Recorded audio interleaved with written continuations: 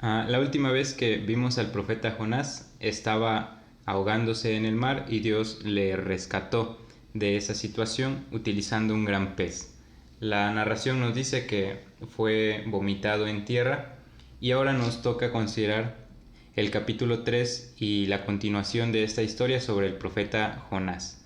Dicen los versículos 1 al 2: Vino palabra de Jehová por segunda vez a Jonás, diciendo: Levántate y ve a Nínive, aquella gran ciudad, y proclama en ella el mensaje que yo te diré. No sabemos cuánto tiempo transcurrió desde que Jonás fue sacado de las aguas hasta este momento en el que Dios le vuelve a hablar al profeta. Pero lo importante es notar que el profeta es restaurado a su ministerio profético. Probablemente en algún momento Jonás pensó que aunque Dios le había salvado, él ya no iba a tener ese privilegio de ser otra vez profeta a la nación de Israel o profeta a los ninivitas por los errores que él había cometido. Sin embargo, vemos que nuestra historia vuelve a empezar y Dios le vuelve a dar la oportunidad a Jonás para que él cumpla su misión. Vino palabra de Jehová por segunda vez a Jonás, y así nuestra historia vuelve a empezar. Evidentemente el mensaje que Dios le encomienda a Jonás esta vez es exactamente el mismo que aparece al inicio del libro. Ve y proclama contra Nínive a causa de sus maldades y anuncia el juicio que ha de venir sobre ella. Pero aunque el mensaje era el mismo, el mensajero ya no era el mismo, no es el mismo Jonás que nosotros tenemos al inicio del libro. Las experiencias por las que ha pasado lo han cambiado y en cierta medida es un Jonás más dócil y más entendido en los asuntos de la voluntad de Dios. Lo podemos ver por lo que dice el versículo 3. Y se levantó Jonás y fue a Nínive conforme a la palabra de Jehová. Ese verbo se levantó es importante y de hecho usted lo puede comparar con capítulo 1 versículo 3. Se levanta inmediatamente, pero ya no para huir, sino para obedecer.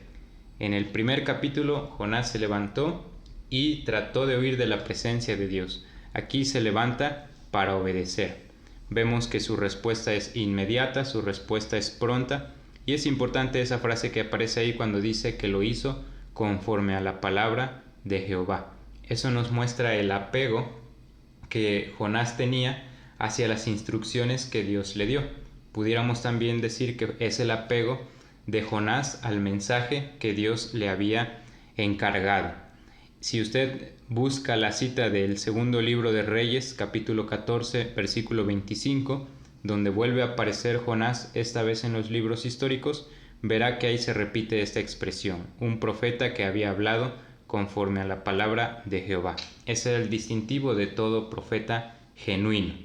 Y bueno, dejando por un lado esa parte del versículo, también el versículo 3 nos da información sobre Nínive, que hasta el momento nosotros no hemos considerado a detalle. Dice el versículo: y era Nínive ciudad grande en extremo, de 3 días de camino. Entonces primero vamos a comentar un poquito sobre la palabra grande, que Nínive era grande. No hay duda de que entre las ciudades de aquel entonces, Nínive era una que se destacaba. En cuanto a tamaño, en cuanto a extensión, indudablemente era grande físicamente. Pero también nos dicen los comentaristas que la palabra grande aquí puede significar importante. Entonces, también en relación con otras ciudades que había en aquel entonces, Nínive era una ciudad muy importante a la vista de los hombres. Algunos sugieren que en días de Jonás no era precisamente la capital del imperio asirio, como sucedió años más tarde, pero aún así seguía siendo una ciudad muy importante, aún dentro del pueblo de los asirios. Y lo que más resalta a mí, o algo que a mí me llamó mucho la atención, es que esa importancia no solo la tenía en relación con los hombres, sino que Nínive era una ciudad importante en extremo a los ojos de Dios. Es algo que se hace evidente en el libro de Jonás, porque Dios tiene una preocupación especial por esta ciudad y sus habitantes. Por esa razón les envía un profeta, por esa razón les da una oportunidad de arrepentirse Y es algo que se observa mucho, sobre todo en el capítulo 4, en versículos finales, donde Dios nos dice que ahí había mucha gente, muchos niños, e incluso se hace referencia a las bestias. Entonces es un aspecto que está ahí implícito en el versículo 3. Nínive, una ciudad importante en extremo a los ojos de los hombres, pero principalmente delante de Dios. Por esa razón, Jonás es enviado a predicarles. Y finalmente se nos añade este dato, que era una ciudad de 3 días de camino. Esa frase, hermanos, ha sido muy polémica y muy cuestionada, porque se sabe que en tiempos de Sennacherib, días o más bien años después, cuando Nínive alcanzó su máximo esplendor, las evidencias arqueológicas nos dicen que era una ciudad que tenía 10 kilómetros de circunferencia. Y eso significa que una persona la podía recorrer a pie en un solo día. Sin embargo, aquí el texto nos dice que era una ciudad de 3 días de camino. Naturalmente esto se presta a que vengan los críticos del libro de Jonás, de la Biblia en general, y digan que ahí está la evidencia de que el libro de Jonás no es digno de confianza, que tiene errores en cuanto a su historicidad, porque el escritor no conocía Nínive y por eso nos da un dato equivocado, puesto que se podía recorrer en un solo día. Pero pues no es necesario tomar esa vía o ese camino de interpretación, y de hecho hay varias explicaciones de qué pudiera significar esa frase, 3 días de camino. Yo le voy a compartir algunas, creo que de esas una de ellas es la que más le hace justicia a la frase que aparece en el texto, pero le voy a comentar las 3.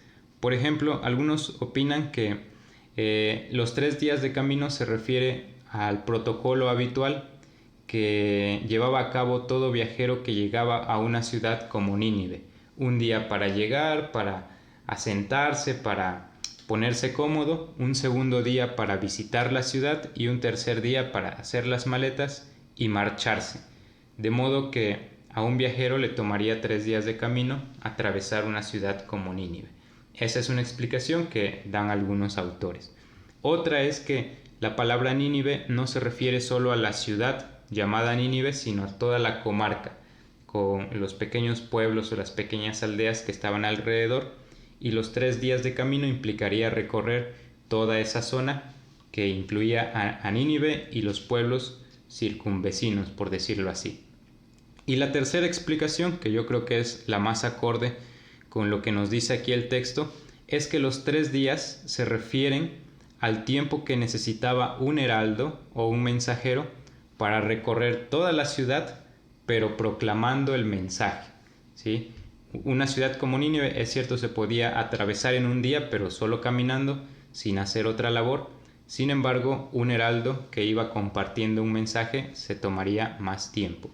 Y eso parece ser lo que le sucedió a Jonás. Si usted va al versículo 4, dice: y comenzó Jonás a entrar por la ciudad camino de un día, ¿y qué iba haciendo? Y predicaba, diciendo: de aquí a 40 días Nínive será destruida. Entonces esa parece ser la explicación, hermanos, que 3 días de camino le tomó a Jonás, pero mientras iba caminando, iba predicando. Entonces vamos ahora a enfocarnos en el versículo 4. Es curioso porque todo el ministerio de Jonás en Nínive se resume en ese solo versículo, que es muy conciso, economiza las palabras y no nos da detalles innecesarios, ¿verdad? Sencillamente nos dice lo que él hizo: comenzó a caminar, comenzó a predicar, y su mensaje se resume en muy pocas palabras: de aquí a 40 días Nínive será destruida. Y eso es todo. Decíamos que Jonás se destaca de los otros profetas menores en que no nos dice mucho del contenido que proclamaba el profeta.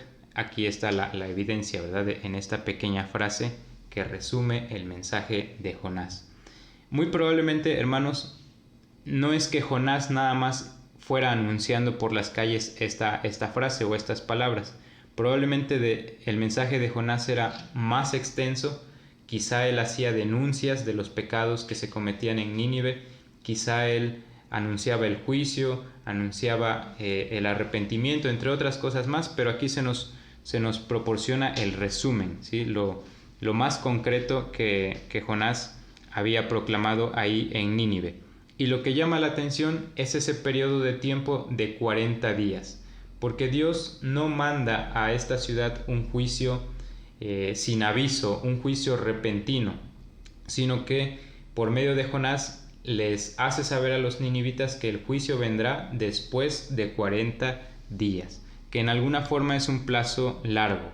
Entonces lo que podemos aprender de ahí es que aunque Jonás anunció un mensaje de juicio, de castigo, detrás de esto hay una oferta de misericordia, porque todo ese lapso de tiempo de los 40 días les iban a permitir a los ninivitas reflexionar, arrepentirse y escapar del castigo de Dios. Si esto no fuera así, pues Dios sencillamente no habría mandado a Jonás, ¿verdad?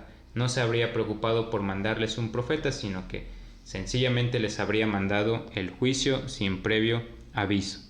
Ahora vamos a llegar al versículo 5 y dice así de forma sorprendente: y los hombres de Nínive creyeron a Dios y proclamaron ayuno y se vistieron de cilicio desde el mayor hasta el menor de ellos.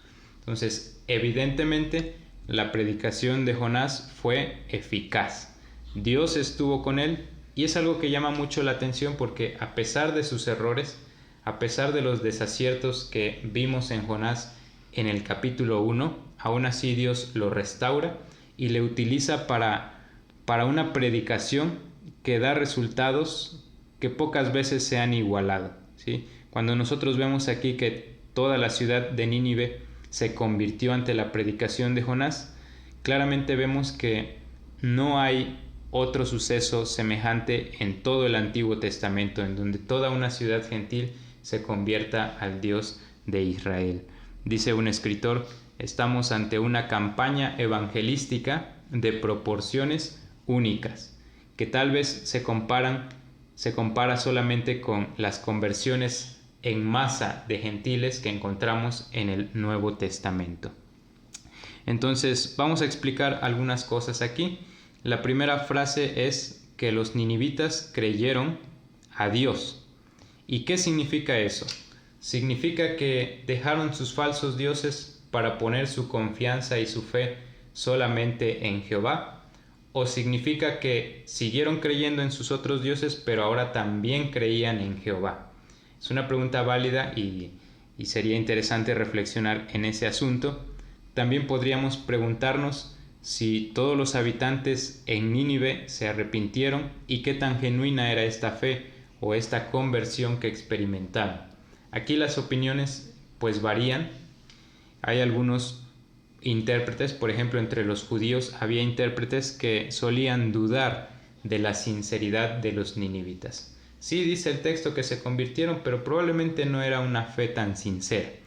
Y hay otros intérpretes, por ejemplo, como Martín Lutero, que opinan que después de la predicación de Jonás, absolutamente todos los ninivitas fueron salvos, santos y creyentes. Bueno, probablemente no sea necesario ir a ninguno de los dos extremos. Yo personalmente creo que la conversión de los ninivitas fue genuina, fue sincera, porque vamos a ver más adelante que Dios terminó perdonándolos y no mandó el juicio como había sido anunciado por medio de Jonás. Tuvo misericordia de ellos para que no perecieran. Y eso solo pudo ser posible si genuinamente habían creído en él. Ahora, no significa esto que el 100% de los ninivitas se convirtieron al Señor, ¿verdad? Probablemente hubo varios ahí que permanecieron todavía con su corazón duro de incredulidad y sin abandonar su estilo de vida pecaminoso. Pero en términos generales hubo un avivamiento y la ciudad se convirtió al Señor. Vamos a ver que esta fe de los ninivitas también fue genuina en el sentido de que produjo obras. Es una de las enseñanzas básicas de la Biblia, que la fe genuina da como fruto buenas obras. Y aquí en el versículo 5 vamos a ver al menos dos detalles. El primero es que proclamaron ayuno y el segundo es que se vistieron de cilicio desde el mayor hasta el menor. Con respecto al ayuno y el cilicio, ambas eran señales de contrición, de arrepentimiento o de dolor y profundo duelo. Normalmente el ayuno era practicado para evitar desastres inminentes. Y es raro encontrar un ayuno colectivo en la Biblia, pero parece ser que algunos pueblos, como en este caso los asirios, lo solían practicar. Y en cuanto al vestirse de cilicio, pues también es una medida que se tomaba en tiempos de duelo, en tiempos de contrición. El cilicio era una ropa áspera, hecha generalmente de pelo de cabra, que rozaba la piel y era una forma de expresar pues dolor, tristeza, angustia. Entonces todos se postraron ante Dios en una actitud humilde, recurriendo a estas prácticas. El texto termina diciéndonos que lo hicieron desde el mayor hasta el menor. Probablemente eso implica que desde el más importante hasta el más humilde, o desde el más viejo hasta el más joven. Pero no hubo excepción, ¿verdad? Todos, sin importar su rango, su posición social o su edad, experimentaron una conversión y creyeron en el Dios de Jonás. Vamos a concluir con dos aspectos importantes. Uno es una pregunta. Algunos dicen, ¿es realmente creíble que toda una ciudad gentil se haya convertido al Dios de Israel? Y muchos van a decir que esto es una evidencia de que el libro de Jonás es ficticio. ¿Cómo ante la predicación de un hombre toda una ciudad pagana, perversa, pecaminosa se va a convertir al Dios de Israel? Parece como que ficticio, ¿no? Pero para nosotros que conocemos el poder de Dios y las obras de Dios, entendemos que es perfectamente factible, que es perfectamente probable que algo así haya sucedido. Es verdad que en el Antiguo Testamento no vamos a encontrar un caso similar, pero el Nuevo Testamento y toda la historia de la Iglesia atestigua de conversiones en masa, de avivamientos en grandes ciudades donde multitudes de personas se arrepintieron, dejaron su pecado y se volvieron hacia Dios. En el caso de Nínive, los comentaristas dicen que hubo varios factores que pudieron influir en su conversión. Por ejemplo, en la época de Jonás, los asirios experimentaban situaciones difíciles en lo político, en lo económico, en lo social, y eran tiempos difíciles. Además de eso, vivieron algunos terremotos, les tocó también, de acuerdo con la astronomía, vivir algunos eclipses solares, y esos detalles en alguna manera probablemente los hicieron sensibles. Para la gente de aquel entonces eran señales de que algo malo iba a ocurrir. Y de pronto viene Jonás y les predica: dentro de 40 días la ciudad va a ser destruida, y probablemente estuvieron más receptivos a las palabras de Jonás. Pero dejando eso de lado, sabemos que además de eso, el poder de Dios es perfectamente capaz de tocar los corazones, sin importar que sean los corazones de toda una ciudad, hacer que se arrepientan y se vuelvan hacia Él. Yo les voy a compartir una cita de un hermano que encontraba por ahí, de un ejemplo reciente, hace 200 años, cuando pasó algo similar en una de las ciudades de Estados Unidos.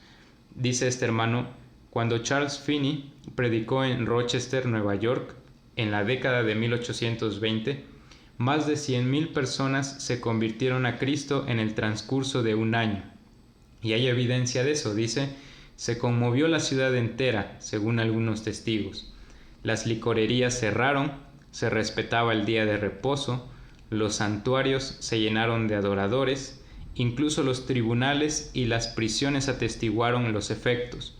Hubo una maravillosa caída en el índice de delitos, los tribunales tenían poco trabajo y la cárcel estuvo vacía durante muchos años después. Y esto es algo que pasó recientemente, hace 200 años, por la predicación de un hombre llamado Charles Finney. Usted lo puede investigar, y en una ciudad llamada Nueva York. Entonces, si eso ha pasado en toda la historia de la iglesia, ¿por qué no creer que sucedió algo similar entre los ninivitas ante la predicación de Jonás.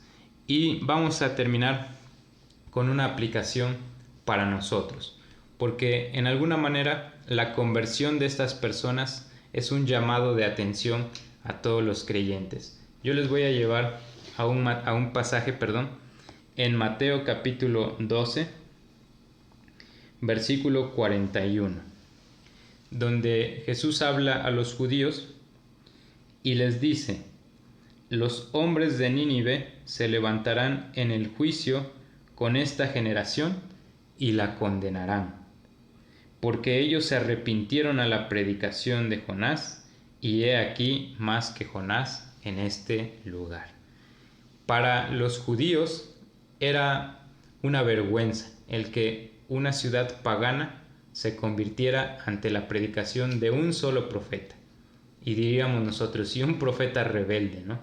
Porque ellos tuvieron profeta tras profeta tras profeta, predicándoles, exhortándoles, amonestándoles, y no se convertían, y parecía que iban de mal en peor. Y cuando llega el Señor Jesucristo, que es más que todos los profetas y más que Jonás, siguieron igual, ¿verdad? Por eso Jesús les dice: los hombres de Nínive van a atestiguar contra esta generación y la van a condenar, porque ellos sí se arrepintieron y ustedes no, aunque tuvieron el testimonio del mismo Hijo de Dios. Ahora, ¿qué pasa con nosotros? Porque podríamos decir, bueno, los judíos qué duros de corazón eran, ¿no? Pero ¿cómo reaccionamos nosotros ante la palabra de Dios? Cuando recibimos alguna amonestación, cuando recibimos alguna palabra de exhortación directamente de Dios sobre que nos arrepintamos, sobre que dejemos nuestros malos caminos, nuestros malos hábitos, etc. ¿Cómo reaccionamos? ¿Le obedecemos o le ignoramos? ¿Cedemos o endurecemos nuestro corazón? Bueno, aquí tenemos un fuerte testimonio, el de los ninivitas, de lo que implica obedecer a la palabra de Dios de forma inmediata y de forma genuina. A pesar de todas sus maldades, esto lo vamos a ver en el siguiente estudio, pero a pesar de lo que ellos eran y de las cosas que ellos hacían, sí se arrepintieron, y se arrepintieron de forma genuina. Entonces quedémonos con ese pensamiento, esa aplicación para meditar, pero sobre todo para también aplicarla. No se pierda los próximos estudios, vamos a estar terminando el capítulo 3 y nos vemos hasta la próxima.